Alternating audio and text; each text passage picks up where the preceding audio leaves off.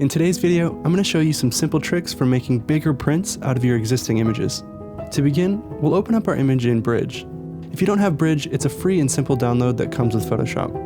Under the Metadata tab, I can see how large the image is, and at 300 dpi or ppi, which is the ideal pixel density for a photographic print, you'll see that this image is about an 11 by 17. Let's say I wanted to go to, say, a 30 by 40, a really large print. What would I do then? Well, if I right-click and open in Camera Raw, Photoshop has a really cool feature called Enhance.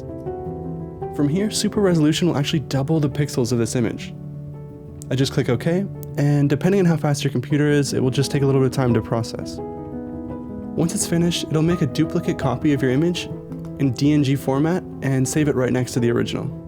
And you can see here that it did what it said. It doubled the resolution of our image. The next step from here is to open Photoshop and create a canvas.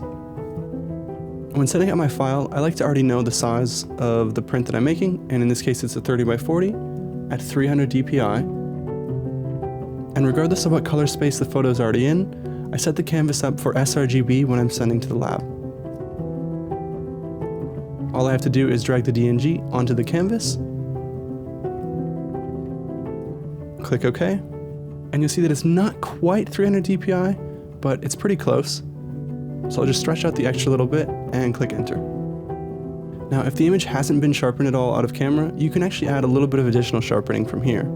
And I do that by accessing the filter menu at the top. And then I like to use Smart Sharpen and play with the settings here. And you have to use your discretion. It is easy to over sharpen things to the point where you start getting little choppy artifacts in your image, and that's when you know that you need to pull back. From here, all I do is save the image as a copy, usually JPEG at 12 quality. This is the file that I uploaded my Printy gallery and print from.